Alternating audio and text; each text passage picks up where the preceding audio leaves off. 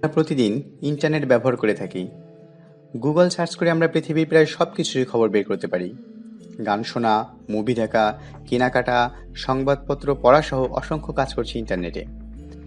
কিন্তু আমরা এটা জানি না যে প্রতিদিন যে ইন্টারনেট আমরা ব্যবহার করি এটা মোট ইন্টারনেটের মাত্র 4%। আর বাকি 96% তা আমাদের চোখের আড়ালেই থেকে যায় এবং এই বিশাল অংশকে বলা হয় ডিপ ওয়েব।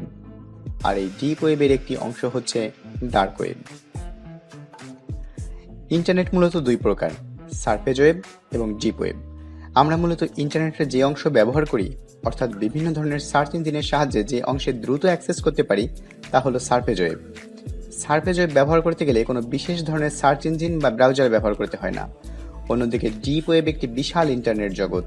মোট ইন্টারনেটের 96% দখল করে আছে ডিপ ওয়েব। ডিপ ওয়েবে সাধারণত সেই সব ডাটা থাকে যা ইন্ডেক্স করা হয় না। আর ডিপ ওয়েবে ডার্ক ওয়েব বা ডার্কনেট নামে আছে একটি অন্ধকার জগৎ। এখানে প্রবেশ করতে হয় একটি বিশেষ পদ্ধতিতে। এখানে রয়েছে ডাকডাকগো নামের আলাদা সার্চ ইঞ্জিন। ডার্ক ওয়েবে প্রবেশ করতে হলে ব্যবহার করতে হয় টর ব্রাউজার। ডার্ক ওয়েবের প্রায় সবকিছুই অবৈধ বা বিপজ্জনক, তাই ডার্ক ওয়েব ব্যবহার করার জন্য নিজের আইডেন্টিটি গোপন রাখা খুবই জরুরি। ডার্ক ওয়েব ইন্টারনেটের একটি অন্ধকার জগৎ, যেখানে সকল প্রকার অপরাধ এবং অবৈধ জিনিস পাওয়া যায়, যেমন পর্নোগ্রাফি, সিরিয়াল কিলার, ড্রাগস, আগ্নেয়াস্ত্র, ক্রেডিট কার্ডের তথ্য, পাসওয়ার্ড সহ সকল ধরনের সার্ভিস পাওয়া যায়। ডার্ক ওয়েব নিয়ে রয়েছে অনেক রহস্য। এদের ভিতর কোনগুলো সত্য বা কোনগুলো মিথ্যা তা সঠিকভাবে বলা সম্ভব নয়। যেমন মারিয়ানা ওয়েব। ডার্ক ওয়েবের মধ্যে মারিয়ানা একটি গভীরতম অংশ। প্রশান্ত মহাসাগরের মারিয়ানা ট্রেঞ্চ যেমন গভীর, তেমনি ডার্ক ওয়েবের মারিয়ানা ওয়েবও গভীর। পৃথিবীর বিখ্যাত হ্যাকাররা ছাড়া মারিয়ানা ওয়েবে কেউ প্রবেশ করতে পারে না। কেউ এখন পর্যন্ত কল্পনাও করতে পারেনি যে সেখানে কি আছে। নানান জনের নানান মত থাকলেও কেউ পরিষ্কারভাবে কিছুই বলতে পারে না। এবার জানা যাক সিল্ক রোড সম্পর্কে। ডার্ক ওয়েবের সকল পণ্য বা সেবার মার্কেট নামে সিল্ক রোড বহুল পরিচিত। এটি একটি ই কমার্স প্ল্যাটফর্মের মতো। সকল ধরনের অবৈধ এবং অপরাধমূলক কার্যকলাপ দিয়ে সিল্ক রোড বিখ্যাত। এখানে সরাসরি নারী, আগ্নেয়াস্ত্র, সিরিয়াল কিলার, ড্রাগস সহ সকল ধরনের জিনিস পাওয়া যায়। অপরাধ কর্মের খোলামেলা অ্যাক্সেসের জন্য সিল্ক রোড বন্ধ করে দেওয়া হয়েছে।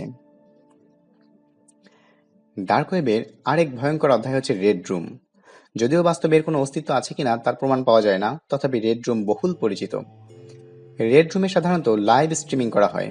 এখানে রেপ, খুন, অত্যাচার সহ সকল প্রকার রক্ত হিম করা ঘটনা সরাসরি দেখানো হয়। ভিকটিম হিসেবে মানুষকে রাস্তা থেকে তুলে নিয়ে আসা হয় এবং কেউ কেউ অর্থ আয় করার জন্য নিজে থেকেও রেড রুমে আসে। এবার জানা যাক ডার্ক ওয়েবে কিভাবে লেনদেন হয়। ডার্ক ওয়েব যেহেতু একটু গোপন জায়গা, সেহেতু স্বাভাবিক লেনদেন করা সেখানে অসম্ভব এবং সাধারণ ব্যাংক লেনদেন করলে সহজেই ইউজারকে খুঁজে পাওয়া যায়। এখন অবশ্যই কেউ ব্যাংক থেকে টাকা দিয়ে ড্রাগস কিনবে না, আর যদি কেনেও তাহলে ধরা পড়তে খুব একটা সময় লাগবে না। এসব দিক বিবেচনা করে ডার্ক ওয়েবে ক্রিপ্টোকারেন্সি ব্যবহার করা হয়। পপুলার মধ্যে বিটকয়েন একটি বহুল পরিচিত মানি সিস্টেম। ভার্চুয়াল কারেন্সি হওয়ার কারণে ক্রিপ্টোকারেন্সি ট্রেন্স করা যায় না। ডার্ক ওয়েবকে নিষিদ্ধ ইন্টারনেট জগৎ বলার পিছনে অনেকগুলো কারণ আছে।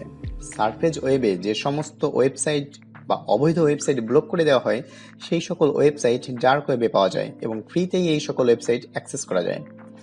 ডার্ক ওয়েবে ক্রেডিট কার্ড, পাসওয়ার্ড সহ সকল ধরনের সংবেদনশীল তথ্য কেনাবেচা হয়।